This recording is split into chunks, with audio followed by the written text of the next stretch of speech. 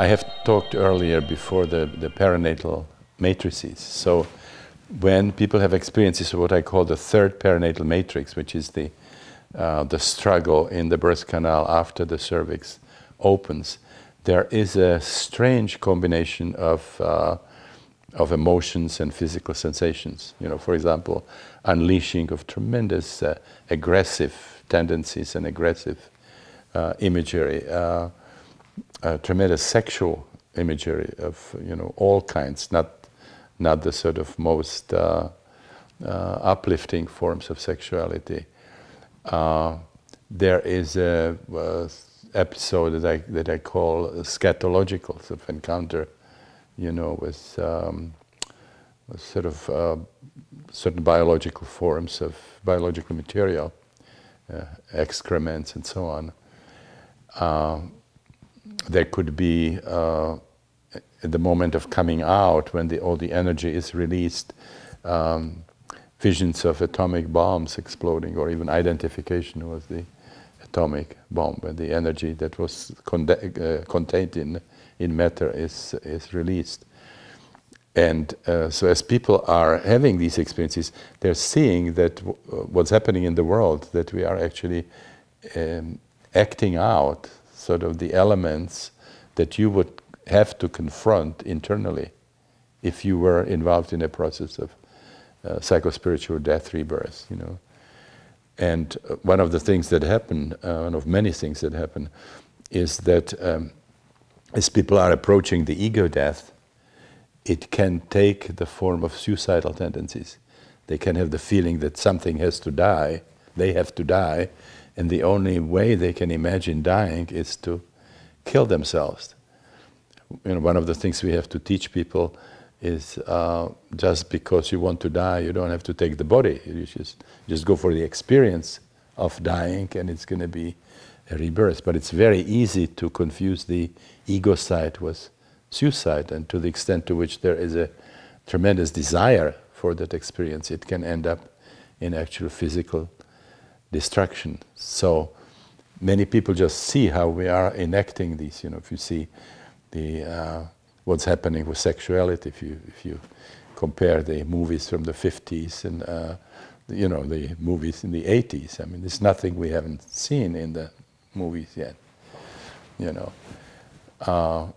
it is tremendous unleashing of violence. I mean, that you know, craziness that's happening now in Iraq and in the Middle East in general, and you know, before in Tibet and so on. So there have always been wars, but it seems to be reaching a whole other dimension. And then also the you know, the pollution, literal pollution, but also kind of a moral pollution. You know, again, if I compare the image of you know, American presidency before I came to this country and what it has become, it's just unbelievable.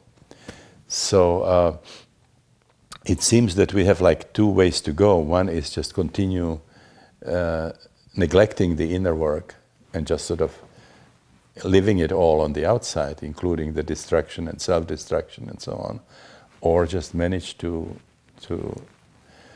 turn the process inside. A number of people going through this process of transformation, and then, you know, we could probably reach a completely unprecedented level of you know, moral maturity and also well-being. I mean, there's so much know-how now in the world, and so incredible resources, and it's wasted in this just, you know, totally crazy way. So, I know Terence McKenna said the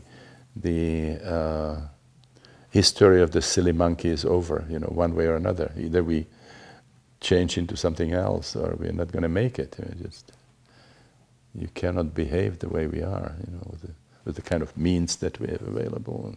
I mean, I think it's heading for, you know, individually in many people and also collectively to death. I mean, we want the old to die, and you know, it's something, but we don't have to kill it. I mean, we can just sort of transcend it, you know, in the inner experience. But it's there's just not enough publicity for you know, there is knowledge that you know, that there is knowledge that there is an alternative.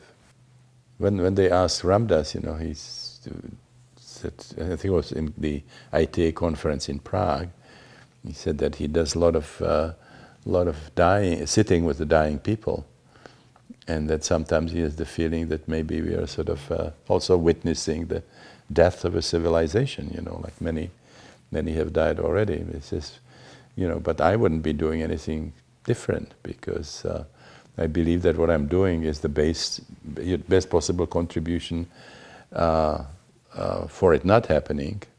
But if it happens, it's also a preparation, you know, to be there and be able to reach it with to see it with a different kind of equanimity. So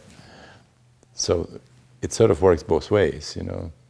Well, I have been really very much fascinated by what's happening in other scientific disciplines, the different breakthroughs, the avant-garde thinking that's happening. If I go back to the late 60s, when we were working in a small group, this Abe Maslow and Tony Sutic and Jim Fadiman and so on, we're sort of brainstorming, you know, about transpersonal psychology and discussing, you know, the basic principles of this new psychology. We finally came to the conclusion that, you know, we had a fairly sort of reasonable product, that the transpersonal psychology was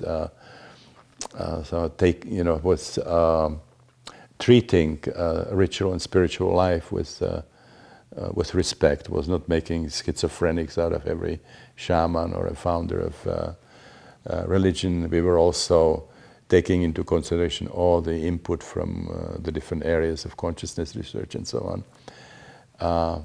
But we had a product that was so absolutely separated from what is known as science.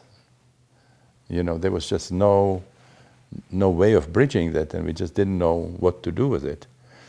Although we were convinced that, you know, there was some profound truth in what we were discussing.